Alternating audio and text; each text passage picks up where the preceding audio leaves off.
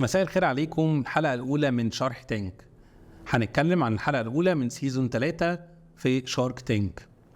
الحلقة دي كان فيها 3 شركات مقدمين، شركتين كانوا بيقدموا منتج وشركة كانت بتقدم خدمات من خلال موبايل ابليكيشن. كانت في شركة أواني الأهرام وشركة دوايا وشركة كيرلت. ال3 شركات عملوا بيتشنج كويس، وال3 طلعوا بأوفرز من جوه الحلقة بإجمالي استثمار حوالي 97 مليون جنيه.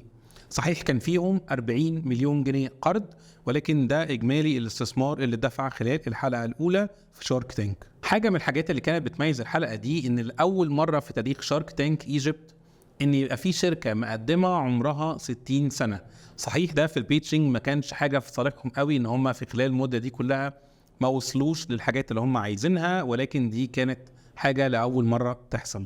شركة أواني الأهرام، الشركة زي ما قلنا شغالة بقالها 60 سنة في السوق المصري، شغالين من 1963، وهم كانوا جايين وهم بيعملوا مبيعات تقريبا 50 مليون جنيه في السنة، وده رقم قليل طبعا جدا على عمر الشركة، ولكن هم طالبين أسك 80 مليون جنيه مقابل 30% من الشركة، يعني تقريبا مقيمين شركتهم بحوالي 266 مليون، وده رقم يعتبر منطقي جدا قصاد الاسيتس اللي هم قالوها انه الشركه تقريبا بتمتلك اسيتس بحوالي 183 مليون جنيه.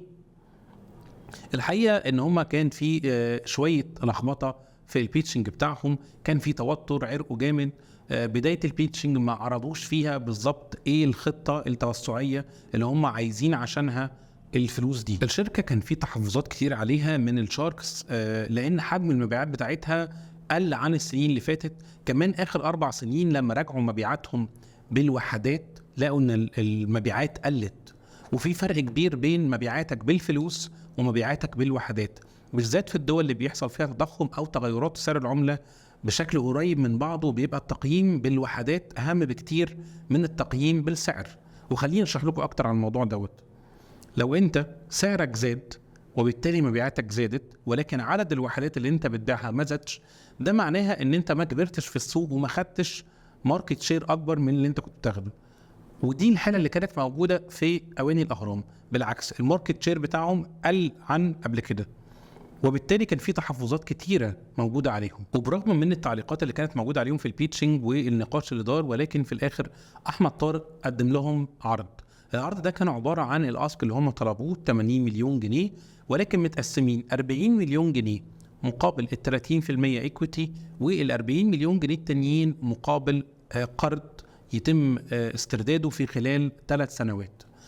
بصراحة الأوفر ده كان تقريبا كده أنت مقيم الشركة بحوالي 133 مليون جنيه، وأنا ما كنت شايف إن ده أحسن عرض يتقدم لهم، لأن هم كده قيموا الشركة برقم أقل من الأسيتس اللي عندهم.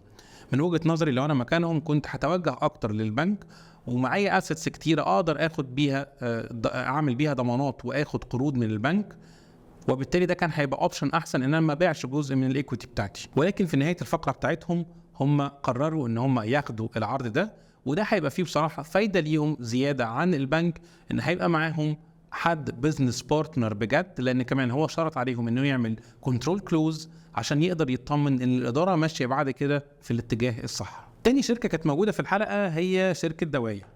دوايا هي شركة بتقدم خدمات توريدات وخدمات تجارية من خلال موبايل ابليكيشن بشكل ديجيتال. دوايا بتقدم المستلزمات والأدوية وكل التفاصيل دي للعيادات، للمستشفيات، للصيدليات. موجودين في السوق بقالهم 3 سنين، وقدروا يعملوا حجم مبيعات كويس وصل ل 180 مليون جنيه مصري بأرباح حوالي 8 مليون جنيه، وكمان عاملين كاش بوزيتيف حوالي 2 مليون جنيه.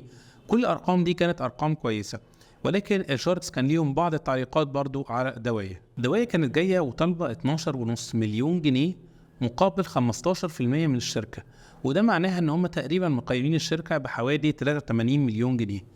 الرقم ده لوجيك قصاد حجم المبيعات اللي هم بيعملوه وكمان حجم البروفيت اللي هم بيطلعوه، ولكن الغريب ان انت لو شركه بتطلع بروفيت 8 مليون جنيه طالبه بس 12.5 مليون جنيه، ليه ما تستنيتش وتاخد الفلوس دي من الكاش عندك ولكن اللي ظهر بعد كده ان دي ارباح ورقيه، ولكن ككاش لان في بيرنينج بيحصل هم معاهم بس بوزيتيف 2 مليون جنيه. فكان الرقم اللي مطلوب منطقي جدا. من الحاجات الكتيره اللي اتكلموا بيها في البيتشنج ان الابلكيشن شامل او بيخدم اجزاء كتيره جدا من البيزنس وقطاعات كتيره، وده مش دايما بيبقى ميزه. بعض رجال الاعمال ما بيحبوش ده، وبيحب ان يبقى فيه تخصص وتمسك نقطه معينه تتفوق فيها جدا، يبقى عندك كومبيتيتيف ادفانتج قويه وتركز عليها وتتفوق. والبعض التاني بقى شايف ان الشموليه حاجه كويسه. انا شخصيا بحب التخصص. العروض اللي اتقدمت لدوايا كانت عرضين، واحد اتقدم من محمد فاروق بالقيمه اللي هم طلبوها 12.5، ولكن مقابل 30% من الشركه، وده تقريبا نص التقييم اللي هم قيموه حوالي 41 مليون جنيه. والعرض الثاني كان من ايمن عباس، وكان واضح جدا ان هو بس بيحاول يكاونتر الاوفر بتاع محمد فاروق، فقدم نفس الاوفر لكن قصاد 27% من الشركه. الكومباريزون هنا او المقارنه بين العرضين كانت واضحه جدا، لان الاثنين بيقدموا نفس المميزات، ولكن واحد فيهم هيبيع ايكويتي او هفقد ايكويتي من الشركه اقل من الثانيه، وبالتالي كان الاختيار واضح. النقطه اللي كانت بالنسبه لي غريبه جدا ان احمد طارق ما قدمش اي عرض، ولكن المعلومه اللي عندي بالبرومو بتاع شارك تانك ان اساسا احمد طارق مهتم في الفتره دي بالقطاع الصحي وداخل في مشروع كبير ليه علاقه بالقطاع الصحي. فدي النقطه اللي كانت مثيره لاهتمامي في نهايه الفقره بتاع الدوايه. كيرلت، ودي ثالث شركه كانت معانا في اول حلقه في شارك تانك الموسم الثالث. كيرلت هي شركه متخصصه في المستحضرات التجميل الخاصه بالشعر الكيرلي والويفي، وعلى كلامها كانت بتعمل منتج سبيشال جدا بخلطه مختلفه عن اي حد تاني موجود في السوق. الغريب في ده بقى ان هي كانت بتصنع لدى الغير، وما منشنتش خالص او قالت ازاي بتحمي الخلطه بتاعتها دي ان المصنع ما ينقلهاش لحد تاني، بالذات ان ده نو هاو كبير موجود، وكان لازم تقول ايه البارير اوف انتري اللي هتحطه قصاد اي منافس ليها تاني. الشركه شغاله في السوق بقالها سنه تقريبا، ومتوقعه انها تقفل مبيعات السنه بحوالي 4 مليون جنيه، وده رقم كويس. كانت جايه طالبه 2 مليون جنيه مقابل 20% من الشركه، وده معناها ان هي بتقيم الشركه بحوالي 10 مليون جنيه. في كيرلت بالذات اعتقد ان كان في تحفظ على مين من الشركاء اللي هيطلع يعرض. هم 2 شركاء، عليا وجوزها.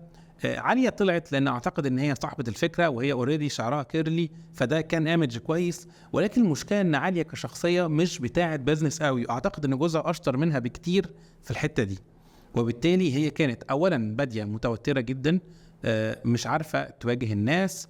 الارقام تحس ان هي بتقولها وهي حافظاها مش وهي عايشاها، ودي بتبقى تعليقات لو انت مستثمر قاعد وانت بتعرض له الحاجات دي كلها هو بياخد باله منها. من النقط اللي بان فيها قوي ان عاليه مش بتاعه بيزنس لما محمد فاروق سالها على تكلفه المواد الخام.